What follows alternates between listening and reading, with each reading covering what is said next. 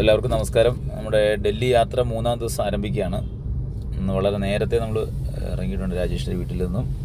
ഇന്ന് കാണുന്നത് പ്രധാനമായിട്ടും നമ്മുടെ താജ്മഹൽ, ആഗ്രയിലെ സുൽത്താൻ്റെ കോട്ട, അതൊക്കെ നമ്മളിന്ന് കാണുന്നുണ്ട്. അപ്പോൾ അതുപോലെ നമ്മളോടൊപ്പം ഇതിൻ്റെ വിവരണവുമായി രാജേഷ് കൂടെ ഉണ്ടാവും. അപ്പോൾ നമ്മുടെ ആഗ്ര ട്രിപ്പിൽ നമ്മളിന്ന് ആദ്യമായിട്ട് കാണുന്നത് ടോംബ് ഓഫ് ഇത്മത്തുദ്ദൗലയുടെ ടോംബാണ്. ഇത് സാധാരണ ആഗ്ര ട്രിപ്പിൽ വരുമ്പോൾ എല്ലാവരും കാണുന്ന ഒരു മോണുമെൻ്റ് അല്ല, പക്ഷേ ചെറിയൊരു മോണുമെൻ്റാണ്, പക്ഷേ ഒരുപാട് ഭംഗിയുള്ളൊരു മോണുമെൻ്റാണ്. ഇതിനെ ബേബി താജ് എന്നും വിളിക്കാറുണ്ട്. കാര്യം താജ്മഹൽ പണിയുന്നതിന് മുമ്പുള്ളതാണ്. ഇവിടുന്നും ഇൻസ്പിറേഷൻ ഉൾക്കൊണ്ടുകൊണ്ടാണ് താജ് പണിതിരിക്കുന്നത്. നമ്മൾ കഴിഞ്ഞ ദിവസം ഡൽഹിയിൽ കണ്ട ഹുമയൂൺസ് ടോംബ്, അതുപോലെ ഈ ബേബി താജ് ഇത്മത്തുദ്ദൗലയുടെ ടോംബ്, ഇവിടെ നിന്നൊക്കെ ഇൻസ്പിറേഷൻ ഉൾക്കൊണ്ടുകൊണ്ടാണ് ഷാജഹാൻ താജ്മഹൽ പണിതിരിക്കുന്നത്. അപ്പം ഹുമയൂൺസ് ടോംബ് ഒരു ഭർത്താവിന് വേണ്ടിയിട്ട് ഭാര്യ പണിതതും, താജ്മഹൽ ഭാര്യയ്ക്ക് വേണ്ടി ഭർത്താവ് പണിതതും, ഇത് അച്ഛനും അമ്മയ്ക്കും വേണ്ടിയിട്ട് ഒരു മകള് പണിതതാണ്. അതായത് ജഹാംഗീറിൻ്റെ, മുഗൾ ചക്രവർത്തിയായിരുന്ന ജഹാംഗീറിൻ്റെ ഭാര്യയായ നൂർജഹാൻ്റെ അച്ഛൻ മിർസ ഗിയാബ് ബേഗ്, അദ്ദേഹത്തിൻ്റെ ഭാര്യ അസ്മത് ബീഗം, അവർക്ക് വേണ്ടിയിട്ട് നൂർജഹാൻ പണിതതാണിത്. ഇത് പണിതത് 1622-നും 1628-നും ഇടയ്ക്കാണ്. അതായത് താജ്മഹലൊക്കെ പണിയുന്നതിന് മുമ്പ്. അതായത് ഞാൻ പറഞ്ഞ താജ്മഹലിനുള്ള ഇൻസ്പിറേഷൻ അവിടെ നിന്ന് കിട്ടുകയാണെന്നുള്ളത്. ഇത് ഞാൻ കഴിഞ്ഞ ദിവസം പറഞ്ഞ പോലെ ഹുമയൂൺസ് ടോംബിൽ മുഗൾ ആർക്കിടെക്ചർ ഒരു പരീക്ഷണം നടത്തി. അതായത് റെഡ് സാൻഡ്സ്റ്റോണും മാർബിളൂടെ കലർത്തി. പിന്നീട് വന്നത് മാർബിൾ മാത്രം ഉപയോഗിച്ചുള്ള കൺസ്ട്രക്ഷൻ. ആ കൺസ്ട്രക്ഷനാണ് നമ്മൾ ടോംബ് ഓഫ് ഇത്മത്തുദ്ദൗലയിൽ കാണുന്നത്.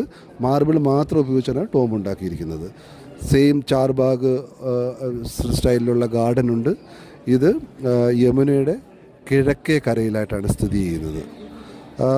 ഒരിക്കലും അവിടെ വലിയ തിരക്കൊന്നും കാണാറില്ല. ആഗ്രയിൽ വരുന്നവർ തീർച്ചയായിട്ടും ഈ മനോഹരമായ മോണുമെൻ്റ് പോയി കാണും. നമ്മളിപ്പോൾ കാണാൻ പോകുന്നത് മെഹ്താബ് ബാഗ്, ഒരു ഗാർഡനാണ്. ഇതും സാധാരണ രീതിയിൽ ഒരുപാട് ആൾക്കാർ ഇവിടെ ആഗ്ര വന്നാൽ കാണാത്തൊരു മോണുമെൻ്റാണ്.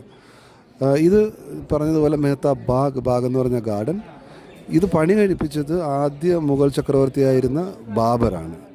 ബാബർ പാനിപ്പത്ത് യുദ്ധം ജയിച്ചതിന് ശേഷം ആണല്ലോ ഇവിടെ ആധിപത്യം സ്ഥാപിക്കുന്നത്. അപ്പോൾ ആ യുദ്ധത്തിലെ ക്ഷീണവും ഒക്കെ അതിനുശേഷം അദ്ദേഹത്തിനൊന്ന് റിലാക്സ് ചെയ്യാനായിട്ടൊരു ഗാർഡൻ വേണം, വെള്ളം ഒഴുകുന്ന അല്ലെ വെള്ളം വരുന്ന രീതിയിലൊക്കെ ഫൗണ്ടനും കാര്യങ്ങളൊക്കെ ഒരു ഗാർഡൻ വേണം. അങ്ങനെയാണ് ഇത് പണി കഴിപ്പിക്കുന്നത്.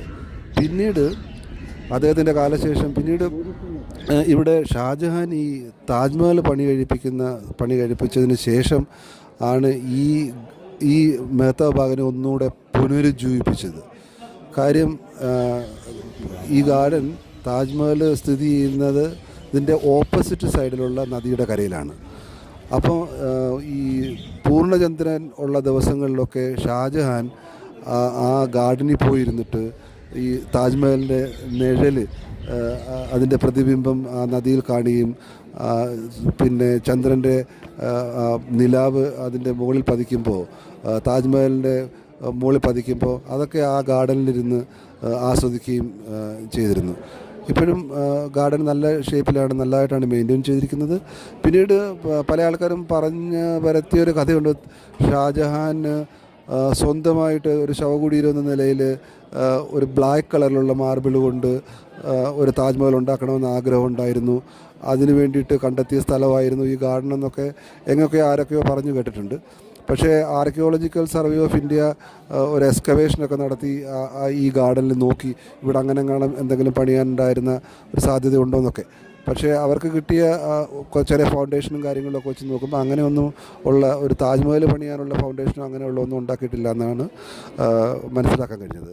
അപ്പോൾ ആഗ്രയിൽ വരുന്നവർ എപ്പോഴും ഈ മെഹ്താബ് ബാഗും വന്ന് കാണണം. ഇതിനുള്ള വേറൊരു പ്രത്യേകത എന്ന് പറഞ്ഞാൽ താജ്മഹൽ നടുക്കുള്ള മെയിൻ ഡോം, അല്ലെങ്കിൽ ഈ മുംതാസ് മഹലിൻ്റെ ശവകുടീരം സ്ഥിതി ചെയ്യുന്ന ആ ബിൽഡിങ്, എന്നിട്ട് അതിൻ്റെ രണ്ട് വശത്തായിട്ട് വേറെ രണ്ട് മനോഹരങ്ങളായിട്ട് ബിൽഡിംഗ് ഉണ്ട്.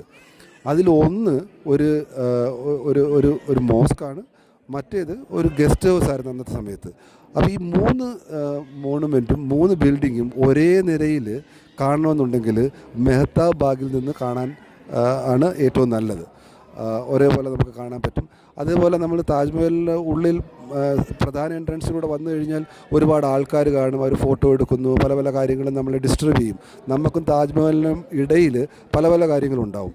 പക്ഷേ നമ്മൾ മെഹ്താബ് ബാഗിൽ നിന്ന് താജ്മഹൽ നോക്കുകയാണെങ്കിൽ നമുക്കും താജിനും ഇടയിൽ യമുന മാത്രം ഒഴുകുന്നു, വേറെ ഒന്നുമില്ല. അപ്പം നല്ലൊരു കാഴ്ചയാണ്. തീർച്ചയായും എല്ലാവരും ആഗ്ര വരുന്ന എല്ലാവരും മെഹ്താബ് ബാഗ് സന്ദർശിക്കണം. ഇനി നമ്മൾ കാണാൻ പോകുന്നത് ലോകത്ത് ഉണ്ടാക്കിയതിൽ വെച്ചിട്ട് ഏറ്റവും മനോഹരമായ ഒരു നിർമ്മിതിയാണ് താജ്മഹൽ.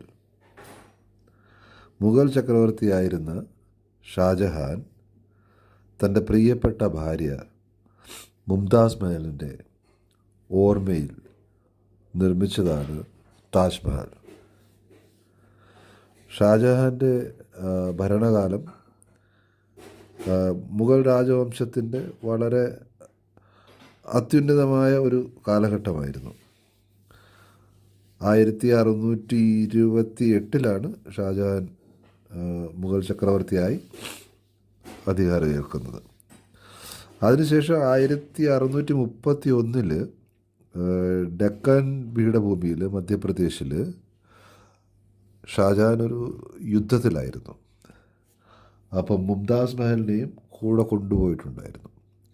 അവിടെ വെച്ച് തൻ്റെ 14ാമത്തെ കുട്ടിക്ക് ജന്മം കൊടുക്കുന്ന സമയത്താണ് മുംതാസ് മഹൽ മരിക്കുന്നത്. അപ്പോൾ മരിക്കുന്നതിന് മുമ്പ് തന്നെ അവരുടെ ആരോഗ്യനില വളരെ മോശമായിരുന്നു. അപ്പോൾ അവർ മരിച്ചു പോയേക്കാമെന്നുള്ളൊരു ധാരണയൊക്കെ അവരുടെ മനസ്സിലുണ്ടായിരുന്നു. അപ്പോൾ അതുകൊണ്ട് അതിന് മുമ്പായിട്ട് തന്നെ ഷാജഹാനുമായിട്ട് സംസാരിക്കുകയും അദ്ദേഹത്തിൽ നിന്ന് വാക്ക് മേടിക്കുകയും ചെയ്തു. മുംതാസ് മഹലിൻ്റെ മരണശേഷം അവർക്ക് വേണ്ടിയിട്ട് ലോകത്തെ ഏറ്റവും മനോഹരമായ ഒരു ബിൽഡിംഗ് അല്ലെങ്കിൽ ഒരു ടോംബ് ഉണ്ടാക്കണമെന്നുള്ളത്. അപ്പോൾ 1631 ജൂണിൽ ആണ് മുംതാസ് മഹൽ മരിക്കുന്നത് ബുർഹാൻപൂർ എന്ന് പറയുന്ന സ്ഥലം മധ്യപ്രദേശിലാണ്, ഡെക്കൻ പീഠഭൂമിയിലാണ്. അവിടെ വെച്ചാണ് മരിക്കുന്നത്. മരിച്ചതിന് ശേഷം അവിടെ അടക്കം ചെയ്യുകയുണ്ടായി.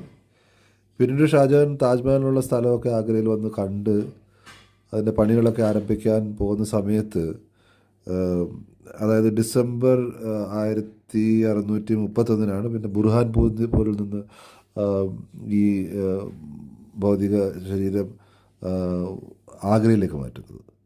പിന്നീട് താജ്മഹൽ പണിതു. 22 വർഷം 22,000 പേർ പണി ചെയ്താണ് താജ്മഹൽ ഉണ്ടാക്കിയത്.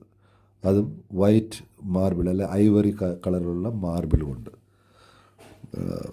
അപ്പോൾ അത് നിർമ്മിച്ചതിന് ശേഷം അതിനകത്ത് അവരുടെ ഭൗതിക ശരീരം അടക്കം ചെയ്യുണ്ടായി, അതിൻ്റെ ഒത്തനടുക്കായിട്ട്. പിന്നീട് ഷാജഹാൻ മരിച്ചപ്പോഴും അതിനകത്ത് തന്നെയാണ് അടക്കം ചെയ്തിരിക്കുന്നത്. അപ്പം ഒരു വലിയൊരു ഡോം, നിങ്ങളെല്ലാവരും ചിത്രങ്ങളിലൊക്കെ കണ്ടു കാണും താജ്മഹൽ. ഒരു വലിയ ഡോം, പിന്നീട് 4 വശങ്ങളിലായിട്ട് 4 മിനാരങ്ങൾ, പിന്നെ ചെറിയ ചെറിയ ഡോമുകൾ അതിൻ്റെ വശങ്ങളിലായിട്ടുണ്ട്. ഈ 4 മിനാരങ്ങൾ ശ്രദ്ധിച്ചു നോക്കിയാൽ അത് പുറത്തേക്ക് അല്പം ചരിഞ്ഞ്, അതായത് മെയിൻ ആ ഡോമിലേക്കല്ല, പുറത്തേക്ക് അല്പം ചരിഞ്ഞ് നിൽക്കുന്നതായിട്ട് ശ്രദ്ധയിൽപ്പെടും.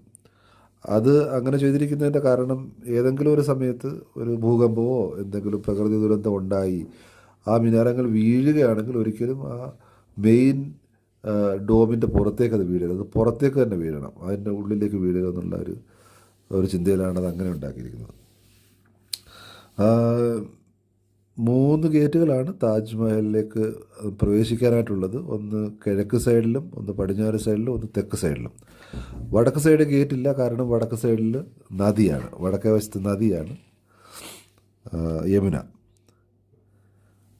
അപ്പം നേരത്തെ പറഞ്ഞതുപോലെ ലോകത്തിൽ വെച്ച് ഏറ്റവും മനോഹരമായ ഒരു നിർമ്മിതിയാണ് താജ്മഹൽ. ഒരു ഭർത്താവ് സ്വന്തം ഭാര്യയുടെ ഓർമ്മയ്ക്കായി നിർമ്മിച്ച ഒരു സൗധം. എല്ലാവരും കാണണം. ഇനിയിപ്പോൾ നമ്മൾ ഈ കാണുന്നത് അതിൻ്റെ മുകളിലൊരു സ്തംഭം വെച്ചിട്ടുണ്ട്. ആ സ്തംഭത്തിൻ്റെ അളവ് അവരെ താഴെ കൊടുത്തിട്ടുണ്ട്. അത് ഇവിടെ ഒന്ന് കാണിക്കാം. അത് ആ അളവ് ഇത്രയും വലിയൊരു സ്തംഭമാണ് മുകളിൽ വെച്ചിരിക്കുന്നത് കാണിക്കാം. ഇനി നമുക്ക് ആഗ്രയിലെ കില, ആഗ്രയിലെ ഫോർട്ട് അല്ലെങ്കിൽ ആഗ്രയിലെ കോട്ട നമുക്ക് കാണാം. മറ്റൊരു മഹത്തരമായ മുഗൾ നിർമ്മിതിയാണ് ആഗ്ര ഫോർട്ട്. ആഗ്ര ഫോർട്ട് നിർമ്മിച്ചത് പല മുഗൾ ചക്രവർത്തിമാർ ചേർന്നാണ്. അക്ബറിൽ നിന്ന് തുടങ്ങി പിന്നെ ജഹാംഗീർ, പിന്നെ ഷാജഹാൻ, ഓരോരുത്തരും ഫോർട്ടിൽ വേണ്ട മാറ്റങ്ങളും പിന്നെ അഡീഷൻസും ഒക്കെ വരുത്തിയിട്ടുണ്ട്. പക്ഷേ ഇതിന് ഒക്കെ മുമ്പ് ഈ മുഗൾസ് ഈ ഫോർട്ട് അവിടെ പണിയുന്നതിന് മുമ്പ് ഒരു രാജ്പുത് കിങ്ങിൻ്റെ ബാദൽ മഹൽ എന്ന് പറയുന്ന ഒരു കല്ലുകൊണ്ട് കെട്ടിയുണ്ടാക്കിയ ഒരു ഫോർട്ട് അവിടെ ഉണ്ടായിരുന്നു എന്നാണ് വിശ്വസിക്കപ്പെടുന്നത്. അതിനുശേഷമാണ് മുഗൾസ് അവിടെ വരുന്നതും അവർ ഈ അത് നിർത്തിക്കൊണ്ടോ അതിനൊപ്പമോ എങ്ങനെയോ ഈ ഫോർട്ട് അവിടെ നിന്ന് പണിയാൻ തുടങ്ങി. പക്ഷേ എന്തായാലും അത് ഇപ്പോഴത്തെ അവസ്ഥയിൽ നമ്മൾ കാണുമ്പോൾ വളരെ മഹത്തരമായ ഒരു നിർമ്മിതിയാണ്. മുഗൾ രാജവംശം ഇവിടെ നിന്നാണ് അവരുടെ മുഴുവൻ എംപയറും ഭരിച്ചുകൊണ്ടിരുന്നത്. ഇത് താജ്മഹൽ സ്ഥിതി ചെയ്യുന്ന യമുനയുടെ അതേ കരയിൽ തന്നെയാണ്. താജ്മഹൽ ഏകദേശം 2.5 കിലോമീറ്റർ ദൂരത്തിലാണ് സ്ഥിതി ചെയ്യുന്നത്. അതിനകത്ത് പല പല നിർമ്മിതികളുണ്ട്. അവർ ഉപയോഗിച്ചിരുന്ന അന്തഃപുരങ്ങളും പിന്നെ ഷാജഹാൻ്റെ 2 പെൺമക്കളായ റോഷ്നാരയ്ക്കും ജഹാനാരയ്ക്കുമുള്ള പ്രത്യേക അന്തഃപുരങ്ങളും പിന്നെ ചക്രവർത്തിമാർ വലിയ വലിയ ആൾക്കാരെ, മറ്റുള്ള രാജ്യങ്ങളുടെ രാജാക്കന്മാരെയോ അല്ലെങ്കിൽ സ്വന്തം രാജ്യത്തുള്ള മഹാന്മാരായ ആൾക്കാരെയൊക്കെ കാണാൻ ഉപയോഗിച്ചിരുന്ന ഒരു പ്രത്യേക സ്ഥലമുണ്ട്.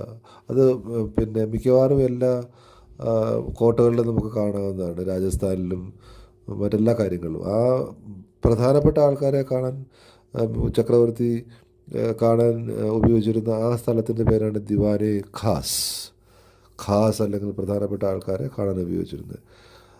പിന്നീട് ഉള്ളതൊരു കുറേ കൂടെ വലുപ്പമുള്ള ഒരു സ്ഥലം, അത് സാധാരണപ്പെട്ട ആൾക്കാർക്ക്, രാജ്യത്തെ സാധാരണപ്പെട്ട ആൾക്കാർക്ക് എന്തെങ്കിലും കാര്യങ്ങൾ ചക്രവർത്തിയോട് ഉണർത്തിക്കാനുണ്ടെങ്കിൽ അതിനുള്ള സൗകര്യം അവിടെ അവർക്ക് കൊടുത്തിരുന്നു. അപ്പം അത് അവരെ കണ്ടിരുന്ന സ്ഥലത്തിന് പറയുന്നതാണ് ദിവാനെ ആം, സാധാരണ ആൾക്കാരെ കാണാൻ ഉള്ള സ്ഥലം. അപ്പം ആഗ്രയിലെ ഫോർട്ട് മുഗൾ രാജവംശം ഭരിച്ചുകൊണ്ടിരുന്നപ്പോൾ അവർ ഡൽഹിയിലേക്ക് ഷിഫ്റ്റ് ചെയ്യുന്നത് വരെ, ഡൽഹിയിലേക്ക് തലസ്ഥാനം മാറ്റുകയുണ്ടായി. അതുവരേക്കും ആഗ്ര ആണ് അവരുടെ പ്രധാന കൊട്ടാരമായി ഒക്കെ ഉപയോഗിച്ചുകൊണ്ടിരുന്നത്. വളരെ വളരെ വലിയൊരു ബിൽഡിങ്ങാണ്. അത് കാണാൻ ഒരുപാട് സമയമെടുക്കും. അതതിൻ്റെ ഓർഡറിൽ വിസിറ്റ് ചെയ്യേണ്ടതായിട്ടുണ്ട്. എവിടെയാണ് തുടങ്ങുന്നത്, അവിടെ നിന്ന് തുടങ്ങി എങ്ങനെയാണ് അവസാനിപ്പിക്കേണ്ടതെന്നുണ്ട്. ഇല്ലെങ്കിൽ പിന്നീട് അങ്ങോട്ടും ഇങ്ങോട്ടും ഒക്കെ പോയി ഒരുപാട് സമയമെടുക്കും. അപ്പോൾ കോട്ട വളരെ വലുതാണ്. അതിൻ്റെ 25% സ്ഥലം മാത്രമേ ഇപ്പോൾ പബ്ലിക്കിന് വേണ്ടിയിട്ട് തുറന്നിട്ടുള്ളൂ. അവിടെയാണ് ഈ നിർമ്മിതികളൊക്കെ ഉള്ളത് നമ്മൾ കാണുന്നത്. ബാക്കി 75% സ്ഥലം ഇന്ത്യൻ ആർമിയുടെ കയ്യിലാണ്. അത് ഡൽഹിയിലെ റെഡ് ഫോർട്ടിൻ്റെ കാര്യത്തിലും അത് തന്നെയാണ്. വളരെ കുറച്ച് സ്ഥലം മാത്രമേ പബ്ലിക്കിന് കാണാനായിട്ട് തുറന്നിട്ടുള്ളൂ. ബാക്കിയെല്ലാം ആർമിയുടെ കൈവശമാണ്. അപ്പം വളരെ മഹത്തരമായൊരു നിർമ്മിതിയാണ്. ആഗ്രയിൽ പോകുന്നവർ ഇത് തീർച്ചയായും കാണണം. നമ്മുടെ ഡൽഹി യാത്രയിൽ 3-ാം ദിവസം ഉച്ചയ്ക്ക് മുമ്പുള്ള കാഴ്ചകളുടെ വിവരണങ്ങളാണ് നമ്മൾ കേട്ടത്. ഉച്ചയ്ക്ക് ശേഷം 2 ശ്രീകൃഷ്ണ ഭഗവാന്റെ ക്ഷേത്രങ്ങൾ നമ്മൾ കണ്ടു. ഒന്ന് മധുരയാണ്, 2 വൃന്ദാവനമാണ്. അത് രണ്ടിൻ്റെ വിവരണങ്ങൾ അടുത്ത എപ്പിസോഡിൽ കേൾക്കാവുന്നതാണ്. എല്ലാവർക്കും നമസ്കാരം.